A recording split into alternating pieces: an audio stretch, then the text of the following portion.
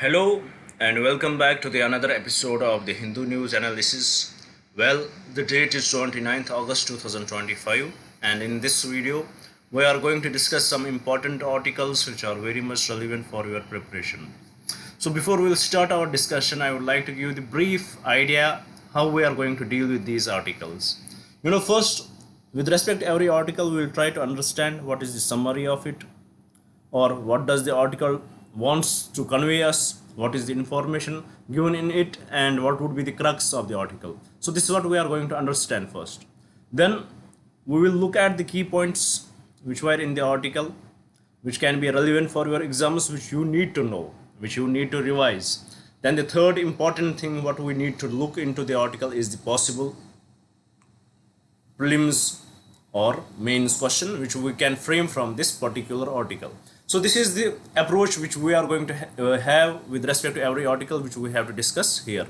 Now without any delay, let's start our discussion by looking at the first article as on the screen. As you can see, it is about the India's demographic dividend and it highlights it as a time bomb. Demographic dividend. With respect to this demographic dividend, if you can remember, yesterday there was no Hindu analysis because there was no Hindu newspaper. So with respect to it, if you can remember, a day before we discussed about it, what this demographic dividend is, how we can enjoy it, how we are enjoying it till its limit would be till 2045. What is this demographic dividend? What is the working age population of a country. So right now India is enjoying its demographic dividend to the highest level because our majority of our population, it is of those people who belong to the age group between 15 to 60 years. Majority of the population belongs to this age group, so definitely we are enjoying it. We have the working age population. But unfortunately, this article highlights a divide in our education system and the needs of the industry, and also the impact of the AI and how we are well trained with respect to that. So here, let me tell you one thing. Before we will further move into the article, have you ever considered why are Indian engineers, or we can say engineers in general in India, much interested in IAS, IPS, or these jobs, or civil service jobs, or state public service jobs, then rather than going to industries? Why are they interested in the government jobs or the civil service jobs rather than going to industries? What is the reason for that? Most of the students, they may fail answering this question. Most of the students may say that it is what they had learned in the educational institutes, what they had learned in the engineering colleges, because the pressure they can handle there, and they believe that because of that they will move to the IAS and they can deal with this pressure, they can deal with the books they have to read it. But the reality is totally different. We have to be honest with ourselves. It is not because we move to majority.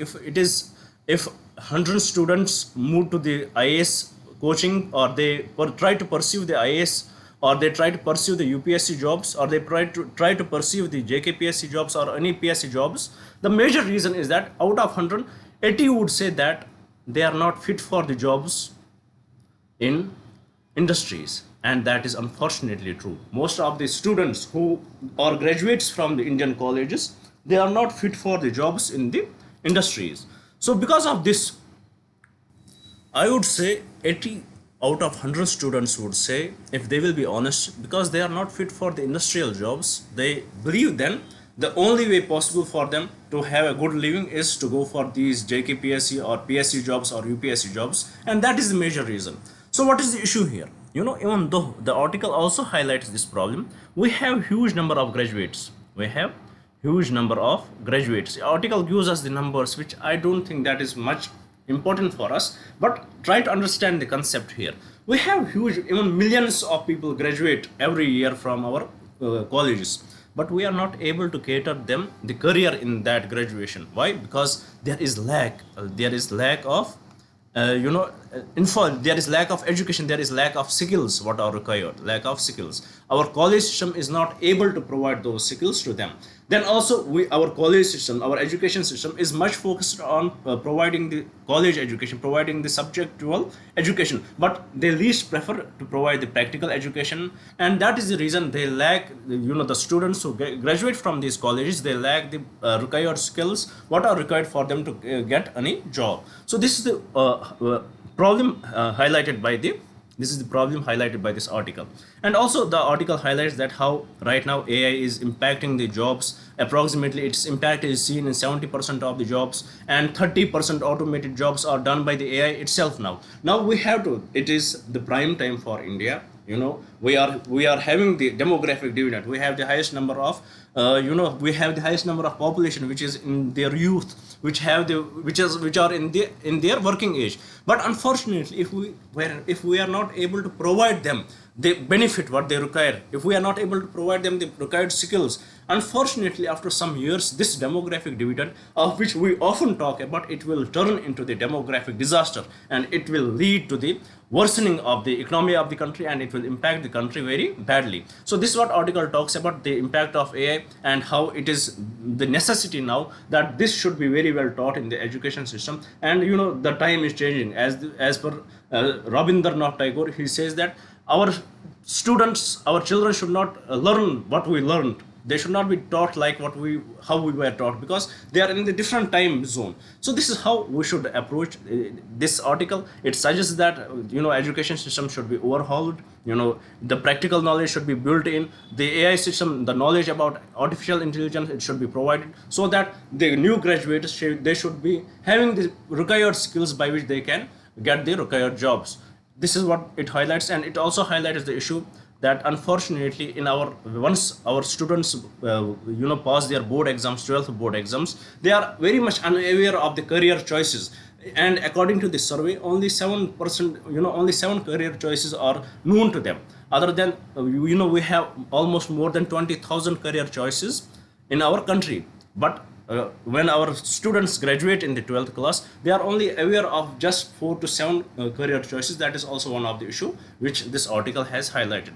Now with this, I hope you had understood the article. Now let's have a look at the key points which can be important for you to revise, so that if you don't need to go back to the newspaper and read that.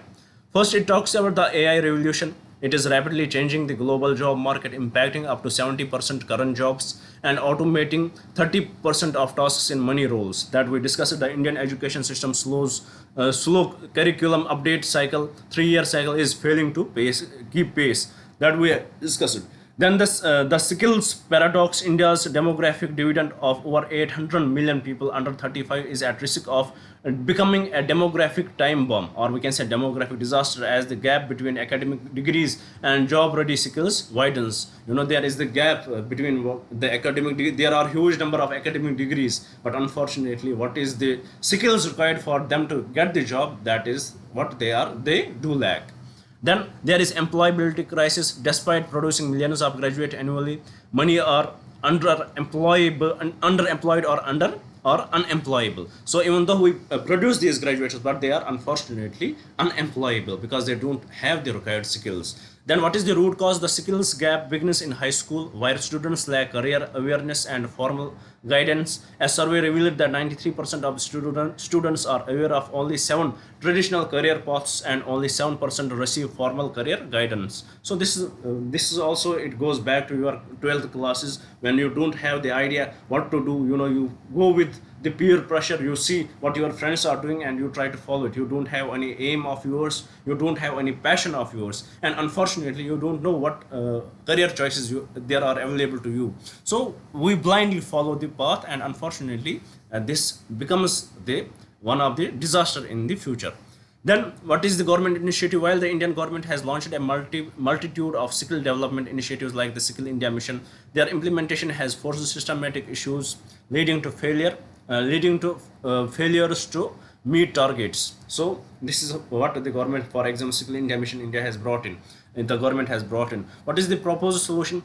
A cohesive national strategy is required to align education with the industry demand through collaboration between the government, the private sector and the education institutes. So there is the need for the collaboration between the private sector, the industries, the educational institutes, so that what is required in the companies, what is required in the industries, that education should be granted through the educational institutes. So this collaboration is much needed right now. So with this, I hope you had understood the article, you had got the basic idea what was in the article, what are the basic points given in the article. Now with respect to this, let's try to solve the question which can be framed from the article. Here the question says, with reference to the Indian educational system challenges in the context of the future work, which of the following statements are correct? First, the graduate skills index 2025 found that over 60% of Indian graduates are job ready. Is this correct? Let's leave it here. Then this second article, it talks about, the article says that the mismatch between education and skills begins in high schools. That is true. Then third statement, a significant percentage of Indian students are aware of more than 20,000 career paths. That is incorrect. And about this, over 60% of Indian graduates are job ready. It is totally incorrect. So with respect to this question, the correct statement is 2 only. With this, I hope you had understood the article, you had got the basic idea what was in it. And now, by moving forward, first I would like to take a minute of yours while I will introduce my initiative to you guys, so that if you are new to our channel, you will get more connected with us. Basically from 2nd June, we started an initiative here by the name Target IAS 2026. Under this initiative, I promised you one thing, that every day I will upload 2 videos. One in the morning session, which is the current affairs, which is this video. Second in evening session, where we will discuss the static syllabus. Here I told you by the month of January 2026, we will complete your full syllabus, whatever would be required. Whether it is related to prelims or mains, everything would be covered. But only exception is that we are not going to cover your optional subjects. That is the only exception. And also here we started with Indian polity, which we had already completed in 30 lectures. You can see that. If you want to watch, you can go to my go to the playlist, there you can find them. Then we started with governance, and 6 lectures are done. And now we are discussing the Indian history. We started with ancient history, already 6 lectures. Sorry, in governance 11 lectures it is done, and ancient history 6 lectures we had completed. But from last 1 week I am continuously traveling, so I could not upload the video with respect to the ancient history. But from next week, most probably from the Monday, we are again going to start. We will again resume our classes, and as I have promised you that by January 2026 we will complete your syllabus. So this is something which we do every day, but unfortunately from last 1 week I am really very busy in traveling. So this is about the initiative. And one more thing, as we are delivering these lectures, we had prepared books for you. I would say the encyclopedia for Indian polity and governance, or we can say the comprehensive course for Indian polity and governance related to prelims or mains. If you want to get access to this book, what you have to do, you have to mail me at salvation UPSC 136@gmail.com. And once you will mail me, you would be told to pay only 200 rupees. Trust me, this book which I had built for, which I had prepared for you, this book contains after every topic a prelims or mains question, and you will see, once you will buy it, you will see. And this book actually should have cost more than 800 rupees, but once I prepared you, once we started this initiative, I told you it is only 200 rupees, so it is 200 rupees. If you want to get access to it, please do mail me. I would definitely send the book to you, and you would be told to pay only these 200 rupees. It is totally your discretion, but I can guarantee you this book should be enough for your preparation. So with this, if you want to be the part of this initiative, please do subscribe the channel, do share it with your friends, so that they may also get benefit. So they may also get benefited from this initiative. And please do write in the comments what else should we bring for you guys. Now with this, let's move to the another article, and let's have a look at what article we had brought here. Well, it talks about the elderly woman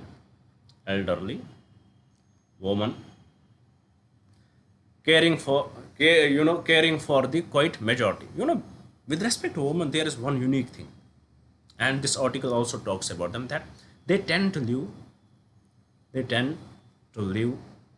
more than men. And you would have seen many memes on the Instagram why they tend to live more than men, because the activities, all that stuff, well, that is different, but you can understand it. And on average, according to the article, they would live more than 2.7 years more than 2.7 years than men as per the data.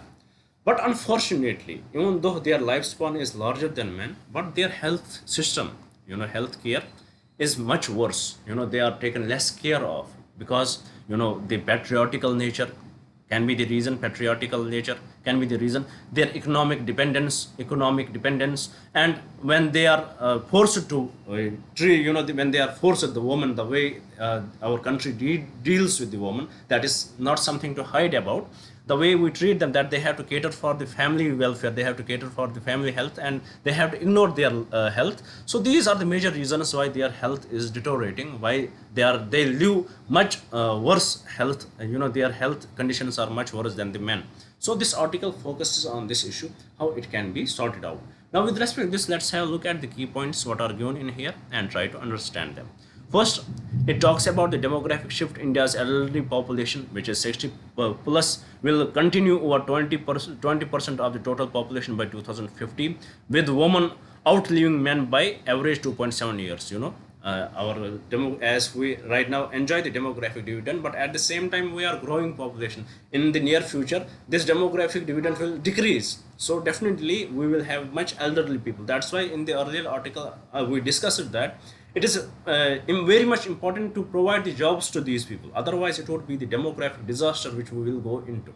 Then it talks about the health disparity. Despite living longer, elderly women are estimated to spend 25% more time in poor health compared to men. So definitely we discussed that. Then what are the barriers to care seeking? Key factors hindering women's access to healthcare include the socio-cultural norms. Women are socialized to prioritize family health over their own. Then there is financial dependency. Nearly 60% of older women have no personal income, and fewer than 20% can pay their own medical bills. So they have the financial dependence. Then also there is the digital divide. A significant digital gender gap limits women access to health information and services. So the education and the financial dependency, the social and patriotical norms, the cultural norms, it in a way forces women to go for this, to live the unhealthy life. Then what are the systematic issues? Insufficient access to female healthcare providers, a lack of gender-sensitive care facilities, and the complexities of the health system deter older women from seeking care. So these are the systematic issues. Then it talks about the specific health concerns. The article highlights the increased prevalence and underdiagnosed diagnosis of conditions such as non-communicable disease, hypertension, diabetes, bone health issues. It talks about arthritis and osteoporosis. They are underdiagnosed. Then we have the urogynecological cancers like breast, cervical, and ovarian. Then we have the neurodegenerative disease like Alzheimer's and the dementia. And then mental health issues, with only 1 in 10 elder women with the depressive symptoms seeking help. So these are the conditions which they suffer through, and unfortunately there is underdiagnosis when such diseases are treated. When they go for the checks, unfortunately they are not diagnosed well, because unfortunately in our country the patriarchal system which we have, the least care for the woman, that leads to such issues. Then what is the potential solution? The article advocates for a shift towards a more inclusive, gender sensitive health system that addresses the unique needs of the older woman, empowers them as economic agents, and provides better care. So this is what is needed right now for them. So with this, I hope you had understood the article, what are the key points, we had discussed them, and now I believe that you don't need to go back to the article and read that. Now with respect to this, let's have a look at what kind of question can be asked in the exam. Here question says, basically a kind of a comprehensive question can be asked. Here the question says, based on the provided article, which of the following is not a major factor contributing to the poor health among elderly women in India? First, higher life expectancy compared to men. It is not, definitely it is not. This would be the correct answer. Then financial insecurity. This is, if it is not, then here this is the answer. This is not the issue. Also this is not the issue, and this is all not the issue. So with respect to this question, the correct answer is option A. Financial insecurity and lack of personal income, definitely it contributes to the poor health. Societal norms that prioritize family health over individual health. It also leads to what? It also leads to contributing to poor health, then also the significant digital gender gap, it also leads to it.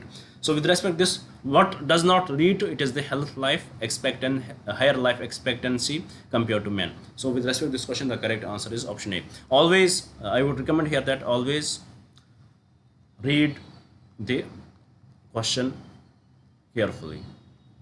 This is my request to you guys. And here I would like to mention that if you want to get the access to this PPT, please do mail me at salvation UPSC 136 @gmail.com. So do mail me at this mail ID. I will definitely share it with you guys. Now with this, let's move to the another article. Again, the issue of Narendra Modi versus US, as we are seeing the secondary sanctions on India. Reason, we are buying Russian oil, but China is buying more Russian oil than India, but unfortunately US is much dependent on China, so they can't do anything to them, but they imposed 25% tariff on us. Now with respect to this, there are statements from the US soil itself. There is a party division in the Democratic Party. They are accusing US for doing this. It was not a right move, and they said that China is buying more oil, more Russian products than India, but why put pressure on India? Then also one of the officials from the Trump administration, he said that the conflict in Ukraine, he called it the Modi's war, which is very derogatory in nature. He called it Modi's war, as if we don't have that sympathies with the Ukraine. Even though it is true, we did not talk about we did not talk ill about Russia, but at the same time we always advocate for the peace between Russia and the Ukraine. We always had advocated for that. We always had advocated for this peaceful solution. But right now, how the USA is playing it, the article highlights the issue. It further says it may deteriorate if the egos of these, if the egos still continue to clash, and it also raises the concern that it is the prime time for both the countries to come to the better senses and try to resolve the issue at the higher levels. Maybe by the meeting of Trump and Mr. Modi. So this can be the reason. In this way they can solve this issue. So with respect to this, let us have a look at the key points given in the article. Here it talks about the Trump administration stance. The administration justifies the 50% tariff, 25% reciprocal, 25% secondary sanctions by accusing India of profiteering from Russian oil purchases and feeding the war machine. A key trade advisor, Peter Navarro, also accused India of arrogance and taking American jobs. So they are very much Indo-phobic, we can say. They believe that Indians are taking our jobs. They believe that India is enjoying demographic dividend India is enjoying the trade deficit with respect to, we have a huge trade deficit with respect to India. So these are various issues they talk about, and also how India is buying Russian oil and using and getting the profit from it. Then with respect to this, the move of the Trump, there is opposition from US itself. The Democratic Party has criticized the move, pointing out that China buys more Russian oil than the India and arguing that the tariffs are hurting American and sabotaging the US-Indian relation. So these tariffs definitely it will hurt the America too. Even though it will hurt the India, it will hurt our exports, but at the same time, there is the consumer base in USA who are habitual of buying these products. And it becomes very hard to shift the product. It will definitely hurt the people in USA too, and the quality which we provide, that is unmatchable. Then it talks about the trade dispute beyond Russian oil. The US Treasury Secretary Scott Bessent indicated that the issue also stems into India's failure to finalize a comprehensive trade deal with USA. So they also blame that India was not able to finalize the comprehensive trade deal with the USA. Then it talks about the diplomatic fallout. Former US officials expressed disappointment with this situation, nothing that President Trump has long believed that US-India economic relationship is out of balance. They hope that the matter can be resolved at the highest levels, possibly during a meeting between PM Modi and the President Trump. So this can be the solution, but here What is important for you is the tariffs. What is important for you is the oil we buy from the Russia. What is important from you, how we can deal with this challenge. So that is, these are some issues which we have to take care, and which the foreign ministry would be, external ministry would be keenly looking into. So with this, let's move to the another topic. Here it talks about the Ministry of Education's report, which is the Unified District Information School Education Plus report. It is given by the Ministry of Education, and it has highlighted key points which we need to know. It has highlighted that the primary education, it has dropped. The enrollment in primary educations has dropped. Primary education has dropped, and the reason for that, the reason what it gave is that because the total fertility rate has also dropped from 2.1. Ideally it should have been 2.1, but it has dropped to 1.9. Because of the total fertility rate it has dropped, now there are lesser children to be admitted, so it eventually is seen, is very much evident that the primary education enrollments has also dropped. But at the same time, it is highlighting that the secondary education enrollments, they had increased. So this is what this article highlighted. So let's have a look at the key points given in here and note them down. First, it talks about the overall enrollment decline. The total school enrollment from classes 1 to 12 dropped by 11 lakh students. So total school enrollments had dropped, marking the lowest figure since 2018-19. So it is the lowest figure from 6 to 7 years. Then it further talks about the primary education decline. Enrollment of students aged 3 to 11 fell by a significant 24.93 lakh. So this much decline is in the primary education. Then what is the reasons for decline? The primary reason cited is that the demographic shift with falling birth rates. India's total fertility rate has fallen to 1.91 as per the latest National Family Health Survey. So because of that, definitely, which we discussed in the article. What are the positive trends? First, increased enrollment in higher grades. Enrollment increased by approximately 6 lakhs in middle school and 8 lakh in the secondary school, which is very great news. Then improved GR, the gross enrollment ratio rose at the middle from 89.5% to 90.3%, and secondary from 66.5% to 68.5% levels. Then lower dropout rates have reduced significantly across all stages from preparatory to secondary. Then what is the data caveat? The ministry has issued a disclaimer that the data from 2022-23 and 23-24 are not strictly comparable to previous years due to changes in data collection methodology. So data collection methodology was different, so it can't be compared to that. It can't be compared to the previous year's data, but this is what they had got from it.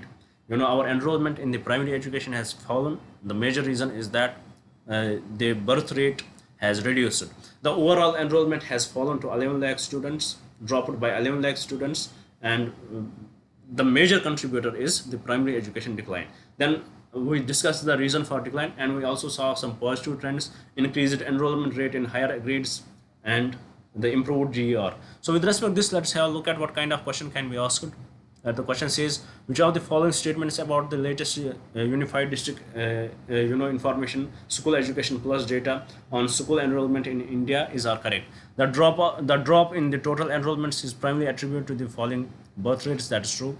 The total fertility rate in India has now risen above the replacement rate of 2.5. This is incorrect.